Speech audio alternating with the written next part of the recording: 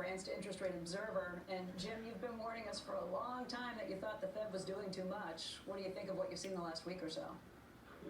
I think it's doing more.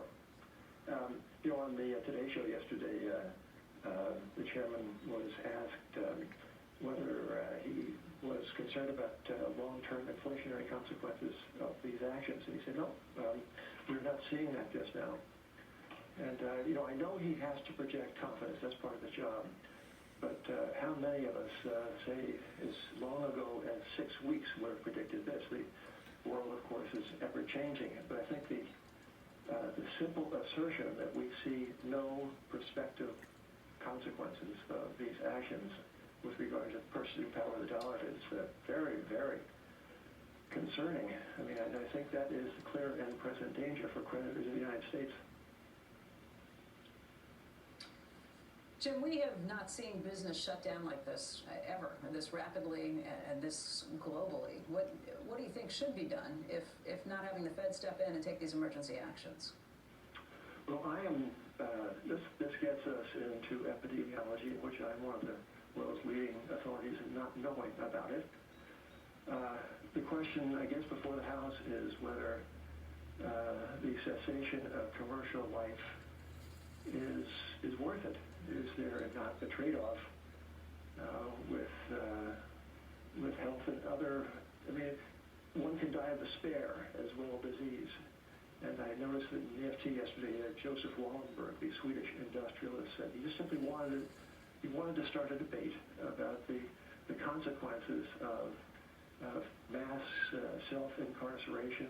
And I share his concerns, and I think that the way forward perhaps is to, anyway, I am in favor of life going on.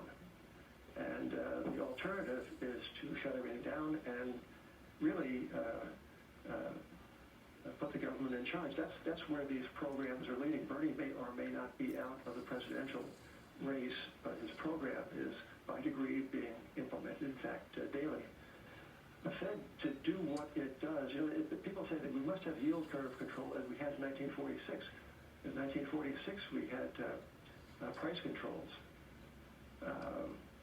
The Fed is turning into its own kind of commercial bank. It is now going to lend directly.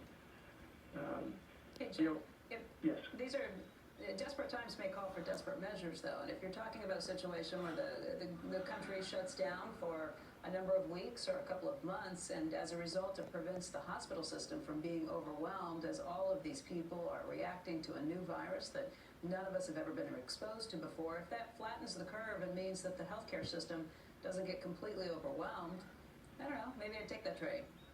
Well, the healthcare system has had a couple of weeks to get its act together. There was an op-ed piece in the Wall Street Journal, I think 2 days ago, headline over which is COVID-19 as deadly as they say, and two credentialed scientists argued that current estimates of the fatality rate may be too high by orders of magnitude. Bill Gates was on CNN yesterday saying the exact opposite. Experts simply are not expert in a dispositive way. There's no certainty about this, even if there is no certainty in finance or indeed in life. I say that the cure is prospectively worse than the disease. That is an amateur's opinion. I say that the delegation of political and economic authority to the United States government to suppress this crisis is a clear and present danger. These are opinions. I can't defend them any more than that.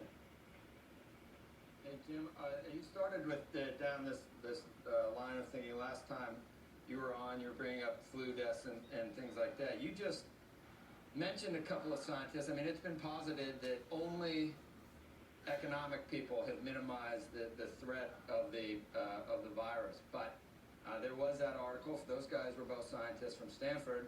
There was an epidemiologist in the UK with, unfortunately, the same name as Neil Ferguson, but who had really dire forecasts, and he ratcheted those down as well. But do you think that because you're an economics guy or a business guy that you just can't see the actual threat of this pandemic at this point? I mean, are you actually biased because of that, because you have skin in the game? Well, I am the husband of a physician, therefore I am kind of what 120th of a physician myself. I try not to think about things purely in economic terms, but you know, there are health consequences to depressions. There are health consequences to unemployment.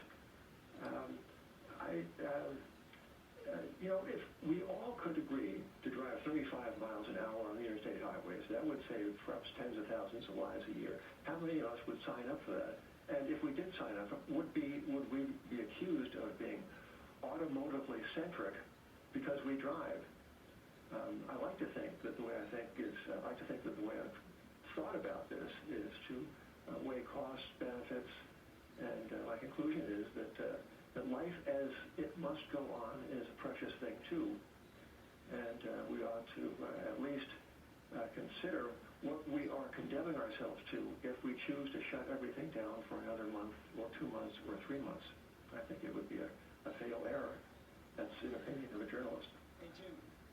Hey Jim, do you have any numbers? And I've been looking for them because there are so many anecdotal stories about what happens in a depression and the health risks of that, and the health risks of what they call deaths of despair. You're even looking, even now, in certain segments of our population, irrespective of this of COVID, of life, of age coming down, meaning rather than going up, we're seeing it go down. But have you seen real numbers that could be put on that? Because I think part of the issue of this conversation is that you're, on one side, you have estimates of impending potential either death or people in hospitals, but it's very hard, or at least we have not seen real numbers about what happens post a financial crisis in terms of the other health impacts. I absolutely agree with you. I mean, I very much feel that if you think the opioid crisis was bad, that could be a dry run. You know, Joe, the opioid crisis has a direct, at least connection with us, at least as an analogy. In the early aughts, the medical profession got it into its head that pain was the vital sign and that no one ought to be in pain. And this led to perhaps the drastic overprescription of opioids. By the same token, it seems to me, at least in an analogy, the Federal Reserve has intervened at ever closer intervals to suppress the symptoms of misallocation of resources and the mispricing of credit.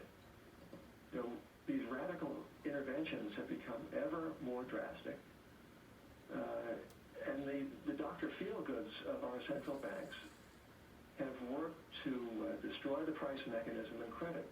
You know, interest rates are the most sensitive prices in capitalism. They serve to do all sorts of useful things. You know, to discount future cash flows, estimates thereof, to measure credit risk, to set investment hurdle rates. These prices have become administered, government-set indicators rather than sensitive prices, and we are paying the price for that in the misallocation of resources. And so what do corrections correct? That is the question I have with respect to the Federal Reserve and to all these programs and to all of its interventions. Is there no salutary role of bear markets and recessions? Of course there is. They separate the sound from the unsound. They separate from the well-financed from the over-leveraged. And if we never had them, if we never had these episodes of economic pain, we would be much the worse for it.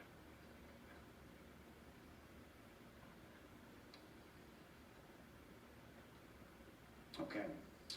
Jim Grant, thank you for joining us. Will you